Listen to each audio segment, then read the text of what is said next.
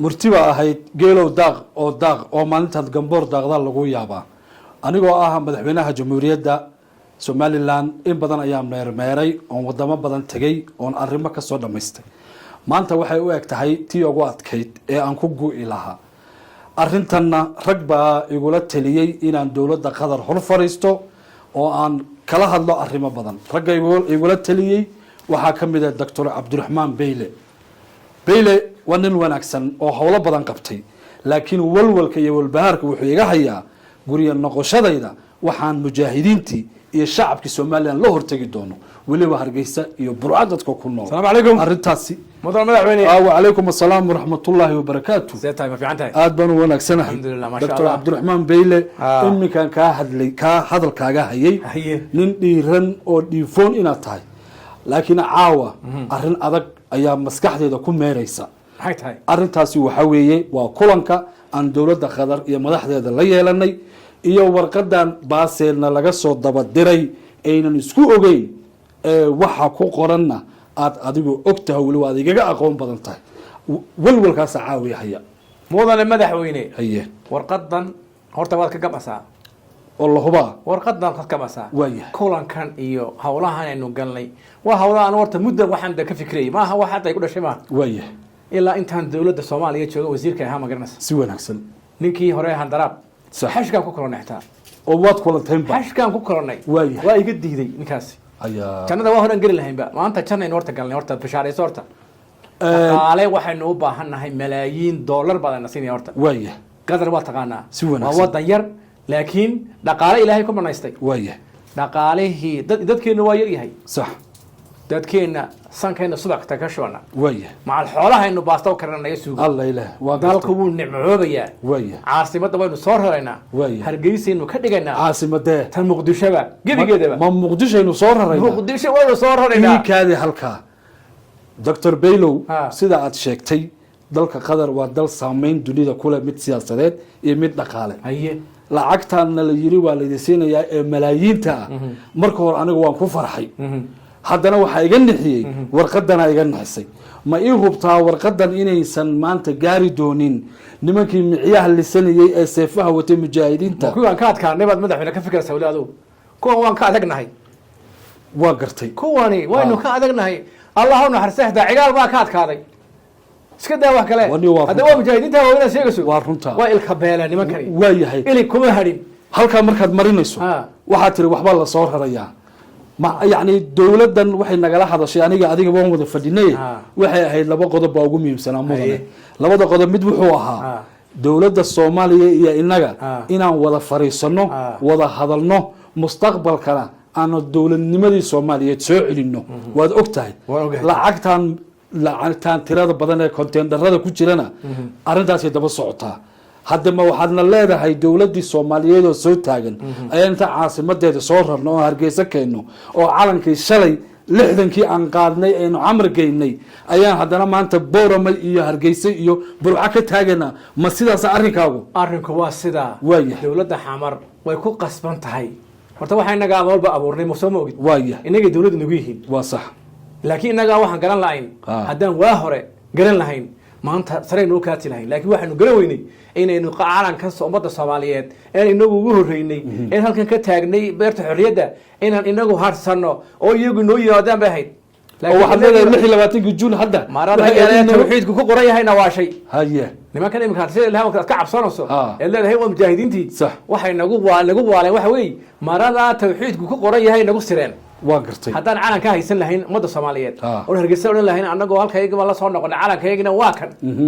maanta waxaan ku dhigana naabi lahaa waa gartay way nagu qasbanaan lahayn saa maanta inagu aynu salaaf raadino iyo ictiraaf raadin lahayn laakiin waynu garan weynay marka maanta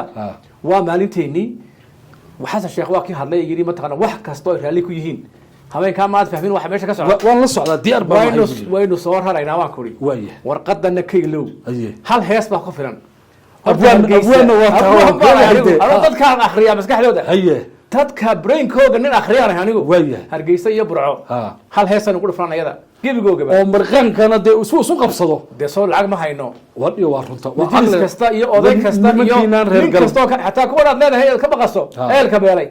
lacagta xataa waxa ku cunaan ma hayaan laakiin lacag ma san ka jiidana wararta nimankiina reer galbeed aqligaada ku jeclay nimankiina gada bursi aqligaada ku jeclay waxa tiri hal heesa inta u saaro oo wada marqaamaan ayaa lacagtana de u sarrifaysa ugu tooreen iyo qoy galbeed baroojix soo lama yiraahdo baroojix labada gobol ba heestaas ay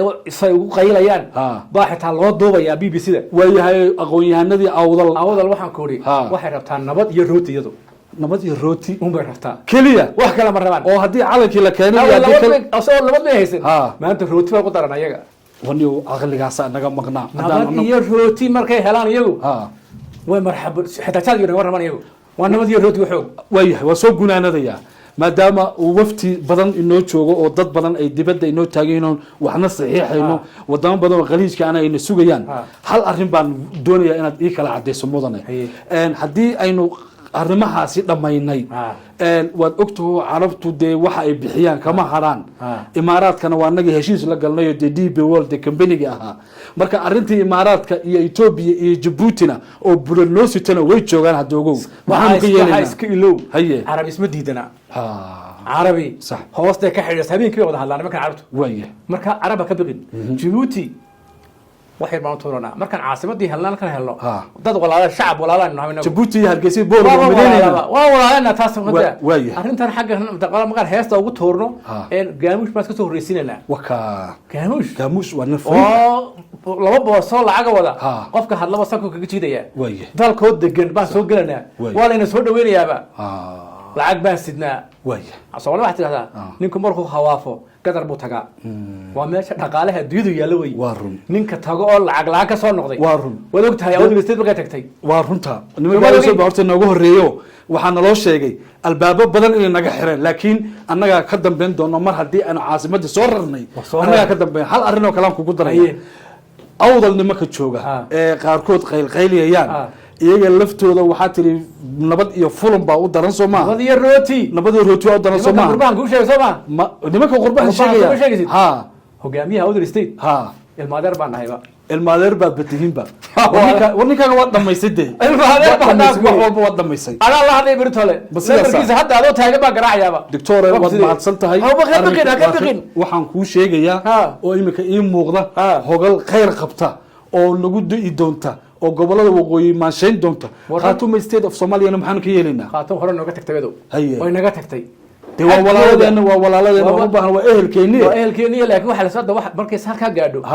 inagu waxaanu nahay dir waqooyi maanta dir waqooyi oo waynu shaqaysanayna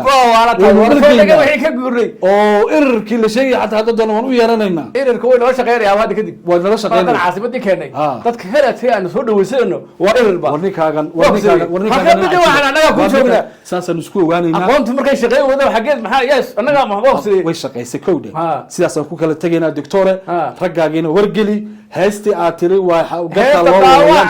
caawa siideynaa ma heesta igu soo tuurban berihay naga soo horeysa heestu weelanta iyo lacagtuba saasan isku gaamush iyo lacagtii heesta wadaba ayaa siideynaya beritole war weelanta ha wuu dhayahay wala tawalwal waka doctorka si fiican buu u hadlay halkaasi waxaan ku soo afjarayaa walwalkii iyo walbahaarkii iga haystay mujaahidiinta hargeysa jooga iyo reer Somaliland wuxuu ii sheegay reer awdana inay roodi iyo nabad u baahan yihiin anigana maanta waxay ka dambeeyay madaxweynaha ummadda Soomaaliyeed ayaan u istaagi doonaa hadduu alla yiraahdo Soomaaliyeey noolaada gabigiinba